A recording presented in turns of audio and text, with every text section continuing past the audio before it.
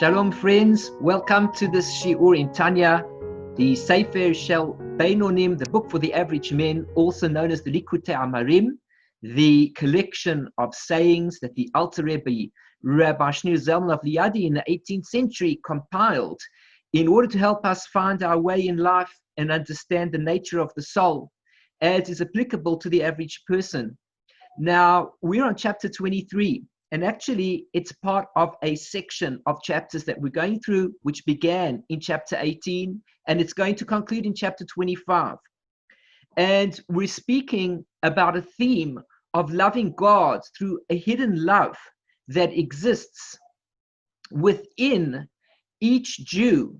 And he has the potential to tune in to this particular hidden love in which he can come to love God, even if he doesn't really know how to feel the love through an external means. If he knows how to tap into the internal love, he'll be able to love God with that, to a degree that he could come to love God that in any mitzvah, he will desire to perform it. And when it comes to any Aveira, he will desire to refrain from committing that Aveira. And the reason is that's given in our discussion is that what happens to this particular Jew is he finds himself in a situation that even though he's not a tzaddik and he can just somehow bring up this love that exists within him, if he looks at the Torah and he looks at the 10 commandments and he looks in particular to the two of the first of the 10 commandments, he'll be able to learn out that within those two commandments are all positive and negative mitzvahs. From the first mitzvah of I'm the Lord your God that took you out of the land of Egypt, he'll be able to understand the positive mitzvahs. From the command that says you shall have no other God before me, a person will come to understand the negative mitzvahs. Now, what will basically happen to this person is, on average, if a person is faced with a tremendous test, like for example, in serving idols, he will come to a situation and say, I will not worship an idol because I do not want to be separated from God for even a second. And the question we ask ourselves is, well, if he's prepared to hold back from serving idols because he realizes he's going to separate himself from God, why can't he use that same idea to avoid committing any Aveira in the same type of capacity of realizing that when he commits any Aveira, he is actually distancing himself away from God as if he would be serving idols? Now, when we got to our chapter in 23, we discussed a very serious, wonderful issue that concerned the idea that one of the ways we can cleave to God, or two ways that we can cleave to God, is through the study of Torah and through the fulfillment of Mitzvot. When we fulfill Mitzvot, we literally cleave to the limbs of the King himself, because, so to speak, he clothes himself within those Mitzvot, and the moment that we perform the Mitzvah, we, so to speak, attach ourselves to that limb of God, causing the blessing to flow from that particular place. However, that is still external to God. The limb of a person is external to the person. When we do the mitzvah, we cleave to an aspect of the will of God as it manifests itself externally. However, when we study the Torah, we cleave to God himself. Anybody who is looking for that ultimate high of cleaving to God, many people search out for this mystical union. They want to cleave to God, and they're looking for all sorts of directions, all sorts of ways to do it. Well, one of the ways, in fact, the way, the best possible way of cleaving to God is through the study of the Torah. When a person studies the Torah and he says the words of the Torah out aloud, at that point in time, like we are doing right now in this shiur, we cleave to God. Those who are listening cleave to God to the same extent as a result of listening to these words of Torah. But of course, wherever possible, a person should actually engage himself in the pronunciation of the words of Torah. And in that way, he cleaves to God as he says those words. Let us continue. Umizeh yuchal hamaskil lahamshik alav yira gedola be'asko b'Torah. And through this, the intelligent person will be able to draw upon himself a great amount of fear when he occupies himself in the study of Torah. As a person contemplates, how his soul and its garments, shebemoicho, that are in his mind, ubepiv, and his mouth, they are united completely with a complete unity, beratzon ha'elyon, in the supernal will. The moment a person is engaged in the study of Torah, his body should be trembling in fear, trembling in excitement about the fact that at that point in time, as he pronounces those words, he is cleaving directly to God himself, who manifests himself within the words of the Torah. As we read these words in the Tanya, if we read the words in the Rambam, if we read the words in the Chumash, and the Nevi'im, and the Ketuvim, any words of Torah that we read are literally a part of God investing himself within the physical world. And there is this light of the Ein Sof, blessed is he, that reveals himself within these words. That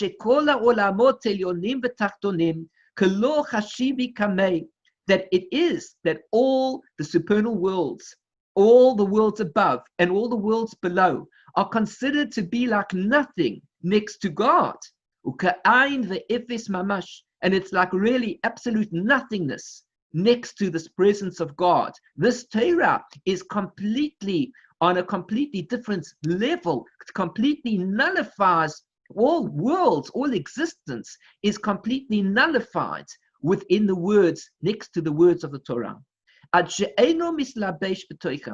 Until eventually it will not be enclosed within them, mamash, really,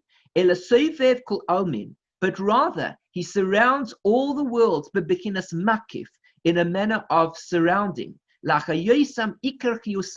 This is how God gives life to all worlds, not in the way, so to speak, that he is within it, but this light that is giving energy, that is giving power to all of this, is an aspect of externality in order to give an essential life to their essence. But there's only a certain amount of illumination that vests itself inside all of these worlds. According to what the worlds are able to absorb of godliness without reverting back into nothingness. In order that all of existence will not be able to revert back to a state of complete cancellation, nullification, which means to say the following. When we speak about creation, all of creation exists in a way of God investing himself within that part of creation. But the more that God invests himself within that part of creation, the more likely it is that that part of creation will disappear from existence entirely. Because as God's light enters and penetrates into that particular thing, that thing can just become completely nullified. In order to avoid this, God does tzimtzumim. He contracts himself level upon level upon level, so that the world is able to exist without becoming nullified. But this is not the case when it comes to the study of Torah. God literally invests all of his light within those words of Torah. The only thing is that because the investiture comes through in a way that God has hidden himself within the letters, as a result of the contractions, we don't really perceive that God is there. But the reality is that the power of God invested within those letters is the essence of God himself, which is not comparable to the way that God invests himself within all worlds, in a way that he hides himself so as not to cause that world will become completely nullified out of existence. V'al yira gedola zo amru, and about this great fear, the rabbi said in the Mishnah, in Pirkei Avot, Perek Gimel, Mishnah Yud Gimel, it says there, Im ein chochma, ein yira. If there is no wisdom, there will be no fear. Now this, of course, is a very strange statement. Anybody listening to this would say this makes no sense. Wherever there is no wisdom, there is no fear. But hold on a second. In order for me to get to the idea of studying Torah, I need fear also. So I need fear to bring me to the wisdom. And then, of course, the wisdom is going to bring me to fear. What does this mean? V'haTorah nikres etzla tara ledarta. And the Torah is called by it the gates to the dwelling. K'mo sheyisba'er b'makom acher, as it is discussed in another place, which basically means the following. When a person comes close to God, there are different levels that he has to go through. The first level is that he has to have enough fear within him that gives him the drive to want to study Torah. When he studies Torah correctly, he gains another level of fear that brings him to a level whereby he becomes so close to God that he begins to experience the godliness that exists within the words of the Torah itself. But the point is, a person first goes through a stage of fearing God, then studying, and then that study in itself brings him to an even higher level of fear. He has to go through these stages. Now, that level of fear that we're talking about, that higher level of fear, is a very powerful feeling, a powerful force, whereby when a person begins to experience it, he is completely overawed by the presence of God. He is, so to speak, almost shaking as he realizes that he's completely in the presence of God. This is not a negative thing. This is a positive thing, where his excitement in being close to God is one that he realizes and perceives that all of life is about the godliness that surrounds him, that is within him. But the Alter Rebbe says that there's not every single mind, not every single person is able to endure this fear that comes after the process of this deep study of this Torah with im ein chokhmah ein yira, that if he gets to the stage of the chokhmah, when he really develops himself, then he can get to the stage ultimately of this higher level of fear. This is because of the lowliness of the value of his soul, beshorsha, in its root, umakira, and in its source, the madregas taktonos, in the low levels, the eses sefirot asiya, of the 10 sefirot of the world of asiya. Nevertheless, this level of fear, which is a tremendously high level of fear, of appreciation, of being in total awe of God, does not hold back anybody from involving himself in the study of Torah, and certainly not in the fulfillment of mitzvahs, as we are going to describe later on. Now,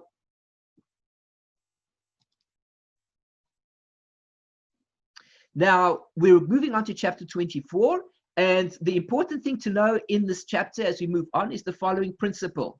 We've discussed in chapter 23 the idea that in order to connect with God, we do so through the fulfillment of the mitzvot and through the study of Torah. The moment I am engaged in studying Torah, I'm connecting with God. It's an immediate reaction. It's like a plug which is turned on, an electric socket which is turned on. And the moment we plug the plug into the electric socket, the particular appliance that works through this electricity immediately connects and begins to operate. That is what happens when I perform a mitzvah. That is what happens when I study Torah. The moment I engage myself, my brain or my body, I immediately connect with God, and I unite, and I'm unified with the godly presence, with the godly force of creation. In our chapter, what we're going to discuss now is exactly the opposite. That whereas when I do a mitzvah or when I study Torah, I unite with God and I connect with him immediately, the exact opposite reaction is going to happen to me at that exact point in time that I commit an Aveira. Committing an Aveira is, for example, comparable to the idea of a stove. Let's take a stove. We take the place that we're going to place the pot. We put it onto full, and we then take our hands and we put it onto the stove, which is the source of this heat, producing electricity and giving us the warm food that we're going to need, which of course is very valuable to us. But the moment that our hands touch that stove, immediately the hand recoils, because at that point in time, the hand recognizes that it cannot touch the stove. Now, so to speak, because it's too hot, so to speak, the moment that we commit an Aveira, the same reaction occurs with our relationship with God. At the point that we commit the Aveira, boom, there's an immediate explosion, and the soul separates itself from God even if it be for only one moment. Let us remember the idea that what we're learning about in these two of the first two commandments of the 10 commandments is the idea that in the first commandment we learn that everything is God. Now, this doesn't mean, so to speak, that God is one in the sense that we speak about the idea that there is one God, but rather we mean it in the full sense of the word, that everything is God, no matter where we look, no matter what we're involved in. This is godliness. Now, my outlook in life has to be one whereby whatever I see around me, I recognize is the unity of God. Therefore, what?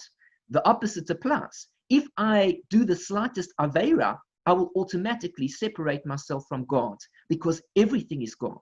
When we say we have to believe in one God, we don't mean it in the sense of believing that there is a God as if he rests in the heavens, for example, and then he disappeared and he's away from creation. But he's one God and we worship him. We mean to say that everything in all of existence is this one God. Now, the opposite also holds true, which means to say, when it comes to the Aveira of idolatry, idolatry is not just the concept of bowing down to another God. Idolatry is the concept of any process whereby I separate myself from God, committing an Aveira. At that point in time is the exact opposite of the idea of uniting with God, and that is the concept of idolatry. At that point in time, I completely I remove myself and I break the connection between me and God. That is the second of these two commandments that teaches us if we want to know how not to place other gods in front of God, there shall be no other gods before me, which is idolatry. Idolatry is not just bowing down to a false god. Idolatry is the concept of when I break myself off from God at any point in time and imagine that God is not there.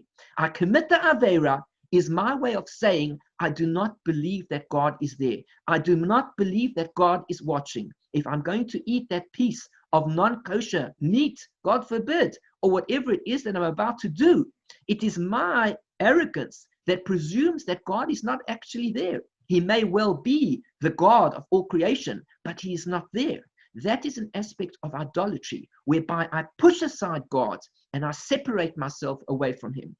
This chapter is going to detail for us, in great detail, this very concept that we should be aware of, that the moment that we engage in Aveira, at that point in time, we separate ourselves from God, just as it was that we saw in the previous chapter 23, that the moment I engage in a mitzvah, the moment I study Torah, at that point in time, I cleave completely 100% to the one God.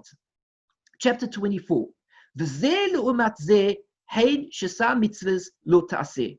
And as King Solomon said in the book of Ecclesiastes, in the Sefer Kohelet, he says that God has created one thing opposite the other. What does that mean? These are the 365 mitzvahs, which are the negative mitzvahs, the oraisa of the Torah, the kol isurei d'Rabbanan, and all of the prohibitions from the rabbis. Wherever the rabbis gave a prohibition, an example of this, for example, that people are familiar with, is the example such as muktzah on Shabbos, whereby the Torah does not say anything negative about not moving a pen about. But the rabbis came and they instituted that a person should not even move that pen on Shabbos, lest it come about that he pick it up and he begin to write with it as well. The prohibition is on writing, not on moving the pen. But the rabbis issued these rulings to prevent us from coming into contact with the Aveira itself. So the Alter Rebbe says to us that everything is opposite, which means to say opposite to the 248 positive commandments, we have the 365 negative commandments of the Torah and all the prohibitions that the rabbi said. Since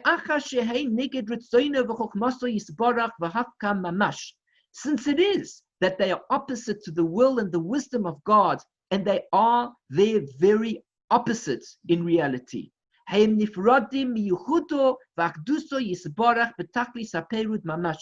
are separated from God's unity and his oneness with a complete separation in totality.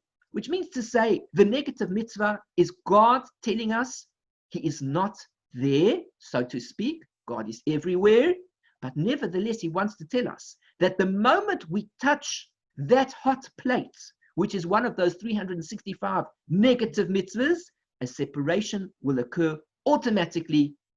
Kumora Sitra Achra, just as it is, like we speak about the Sitra Achra, the evil side, the other side of creation, which is negative, opposite to godliness, the Kelipah and the husk, or the shell, or the peel, Hanikraes Avodah Zorah, which is called by the term idolatry, false worship. That's exactly what it is, false worship. The Elohim Acherim, and other gods, Machmas Heste Panim, on account of the fact, Shel Ratzon HaElyon, that the supernal will is hidden within it and does not reveal himself at that point in time for obvious reasons, Canal, as we learned before.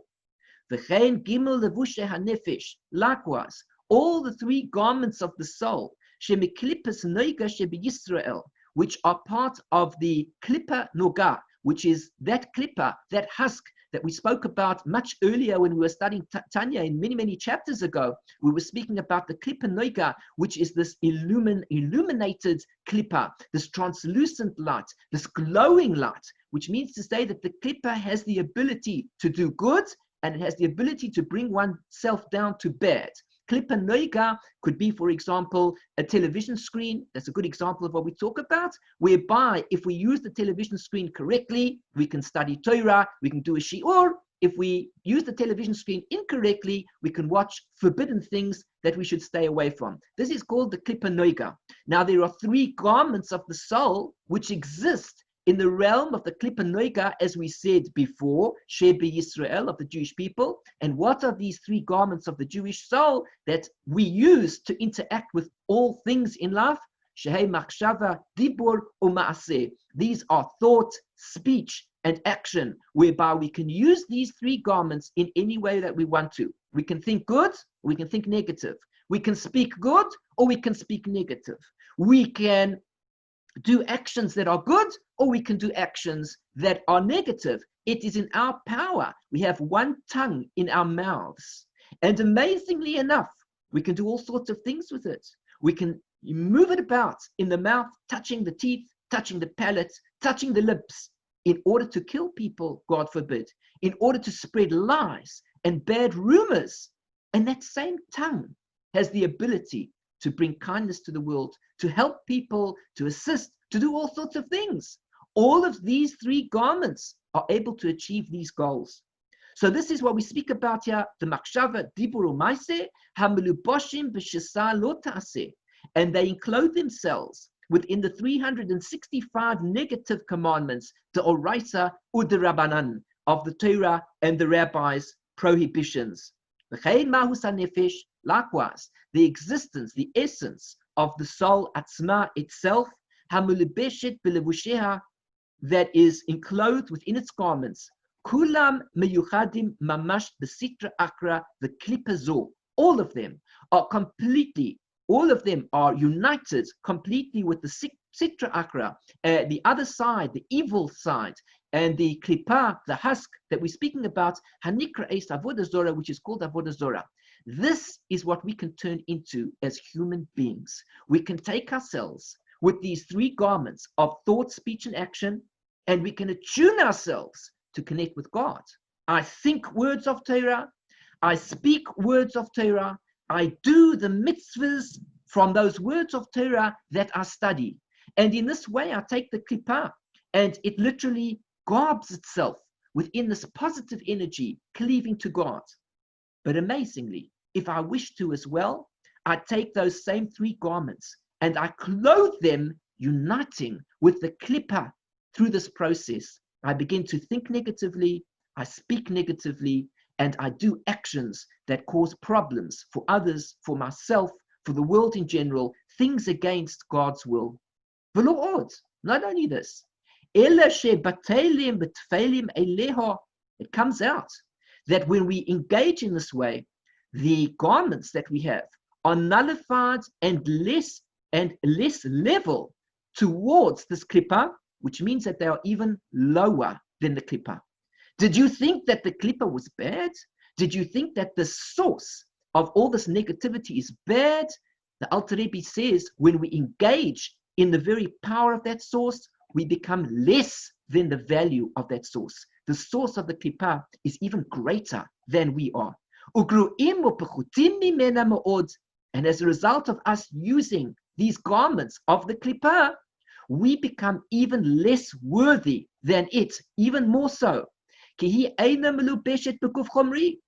the Kelipah does not garb itself within a physical body.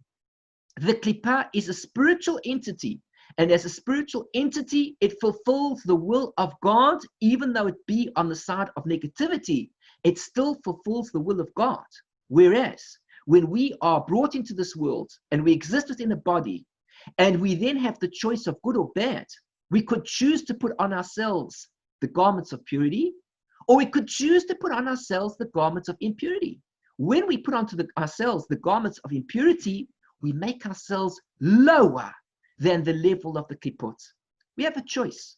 We go to the store and we see, for example, that there is a beautiful white garment that we can wear. When we wear this garment, people look at us, it's nice and clean, and they say, wow, you look like a saint. You look fantastic in this beautiful white garment. And next to the white garment is a very plain, even unpleasant looking black garments. People generally speaking don't wear such a garment. Maybe they wear it on certain occasions when they want to show themselves in a negative light. I'm giving such an example. I'm not talking about necessarily a black suit. I'm just saying in general. But the person has the ability to choose the white garment and look beautiful and shining as if he's an angel. Like on Shabbos, the Arizal would wear a white garment, and it's brought down that this is the correct type of garment to wear on Shabbos. One should wear white pants and a jacket and white shoes. Everything about Shabbos should be white, not black, according to the Arizal. And so there are many Chachamim who on Shabbos wear white. Or we have the choice to wear the black. We can choose to dress up and appear towards other people in any way that we want to. Why then, if we have the ability to choose to look in the presence of other people, to look beautiful, would we put on garments that are unpleasant? Not only that, when we put on the garment that is unpleasant, it is like we are lower than the level of the garment. Because the garment is just fulfilling its task in life. It is a black garment. But nobody said the garment had to do anything until the person grabbed the garments, put the garments on themselves, and said, I will dress this way. At this point in time, this is exactly what the Alter Rebbe is saying. When we wear that garment of the kelipot, when we engage in the Aveira, we use our three garments to engage in the Aveira, we ourselves become lower than the kelipah itself. V'yoda'as es ribonah. And he says that the kelipah actually knows its master. Ve'eina moredet bo. And the kelipah does not rebel against God. Lif'ol pu'ulata. To do its particular deeds. B'mishlachat malachei ra'im. That it sends off evil angels. Shela, that it has. Shelo b'shlichuso shel makom baruch hu chas v'shalom. So that it shouldn't do against the will of HaKadosh Baruch Hu, God forbid. Which means to say, even the angel of death, who performed such a terrible job, killing people, taking people out of this world, Rahman al-Itzilan, that people have to die. Instead, we should be living in a world where there's Mashiach and people are able to live for all of eternity, as was the case when we were initially started. The world started with Adam HaRishon. People were going to live forever. It was not necessary whatsoever that people should die. This was something new. But the angel of death, who performs this despicable job of taking people out of this world, so to speak, performs its job. It does what it's supposed to do. Because the kelipah knows exactly what it's required to do. But when we take the kelipah and we make use of it against the wishes of God, we are even lower than the kelipah. The kelipah recognizes God and fulfills God's will. On the other hand, we who have the opportunity to fulfill God's will, take the kelipah and go against God's will. And as Bilam said, and Bilam was the physical entity that had within him the kelipah. Bilam, Harasha, this evil man who wanted to curse the Jewish people, was the very Kelipah embodied inside a human body. And what does it say about Bilam? In Bamidbar Chaf Beis Yudchet, it says, Lo ochal la'avor es pi Hashem. Bilam is talking to Balak, and he says to the king, I want you to know, I cannot really come to curse these Jewish people because I am not able to transgress the mouth of Hashem. If God says that I'm not allowed to curse the Jewish people, I cannot do it. Why? Because I am the Kelipah. And as the Kelipah, which is evil, but still I must listen to the word of God. God says to me, I may not do it, then indeed I may not do it. And even though it's called Avodah Zorah, foreign worship, idolatry, behold, Karu le Elaha de Elahaya. The kelipot call God by the term the God of gods. They consider themselves to be gods of sorts, and when they look at God, they say about God that he is the God of gods. They acknowledge him. Though they carry on their duties as if God, so to speak, is not there, they know that he is ultimately the God of gods. Whereas when we engage in Aveiros, it is our way of acknowledging that perhaps we don't really believe in God. God said not to do it, but who is he to say? Where is he? I don't even know about him at all. That is exactly what Pharaoh said. When Moshe came to Pharaoh and he says, let the Jewish people out, and Pharaoh says, why? He says, because God has told me I must come here and ask you and tell you to let the Jewish people go. He says, who is this God? I've never heard of him in my life. That is the nature of the person who says, I will commit this Aveira. I will not separate from any type of godliness because I know better. That is lower than the level of the Kelipah. The einam yechilim, and they are not able to avor klal al ritzoni yisparach. The forces of evil are not able to transgress against the will of God at all. Ki yodim umasigim, because they know and they are able to grasp shehu chiyutam. The evil forces know that their very life energy is given to them by God. The kiyumam, and their existence is given to them by God. That they suckle off from the aspect of the back, shel ratzon elyon, of the supernal will, Baruch Hu, blessed is he, hamakif aleihem, which surrounds them. Ella, but rather, their suckling and their life force that is inside them, it exists within a realm of exile within them. To allow them, so to speak, to consider themselves to be gods. And that is considered to be a denial and a complete disbelief in God's unity. Nevertheless, they do not deny, they do not completely disbelieve and deny God completely, velomar, and to say, lohu, it is not him, he's not around, he doesn't exist. The forces of evil refer to God as the God of gods. What a wonderful thing. They might be evil, but they acknowledge God. Let's just think about that for 1 second. Now, let me finish the sentence. It means their life force and their existence, and what comes to them and descends to them, the forces of evil know it comes from God himself. Let us take an example. Today we live in society, people go to work. They work for a boss, they get a salary at the end of the month. When they get that salary, they're sitting there with $10,000 at the end of the month. The boss gave them their salary, they're doing nicely, and they say to themselves, it's mine. Somebody says, well, where does it come from? Well, the business did well. So, and the boss gave me, this is my salary. That's what I did. And this is my money for the month. But what happened? They didn't realize the source of the income was not the boss and not even the business. In fact, it wasn't even the people who came to buy from the business. It was God. God manifests himself in a way that all of this blessing comes to this person through all of the means that God has put into existence. But he's blind.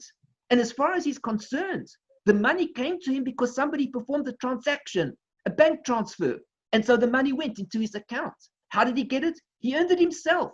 He forgets the one who fed him. Imagine the sad situation of parents giving to their child in front of them. Here's the food. Here is this. Here is that.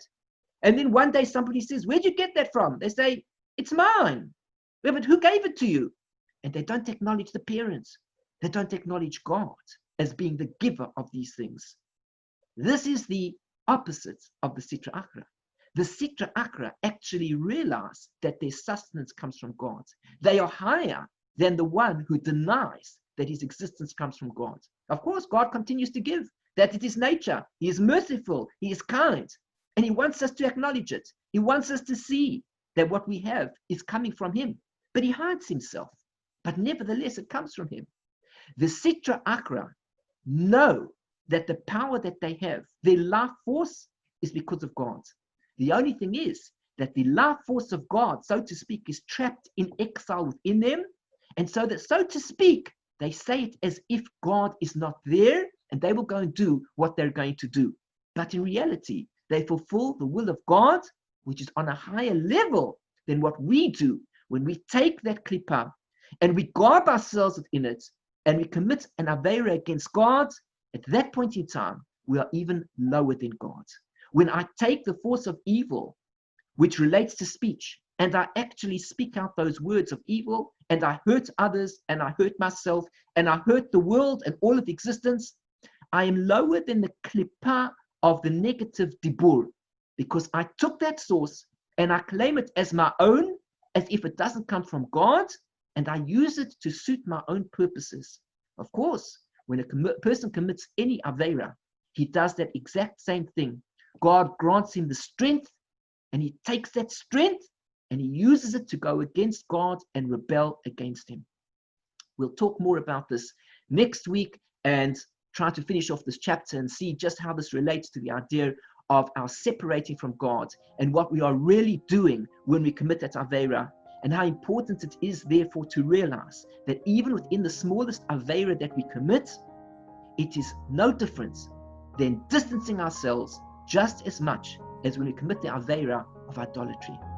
Thank you very much for joining me. I'm Eliyahu Sher from Chesed Ve'emet. You can find my site on www.lovingkindness.co. As always, if you've enjoyed this shiur, please help me by liking this video, clicking on the thumbs up button, and subscribing to my channel, clicking on the bell button to be notified of future shiurim. Feel free to make a comment in the comment section underneath this video. I'd be delighted to reply, discuss any matters of Torah, whatever it is related to the shiur, related to anything, or alternatively, contact me through my website on the contact form, and I'd be happy to be in touch with you. We can speak more about Torah and questions and life, growth, and all the things that we speak about in these videos. Thanks so much for joining me. And as always, if you want to become a part of the activities that we're involved in, please come to my website, become a partner, and become a member of Chesed Ve'emet by contributing and allowing us to put out even more of these videos and continue doing so. As always, these shiurim are available for you. And if you want to join us live, just send me an email and you're welcome to join. Thanks again for joining. I look forward to another shiur in the near future, and I wish you everything of the best. Shalom, shalom. Bye-bye.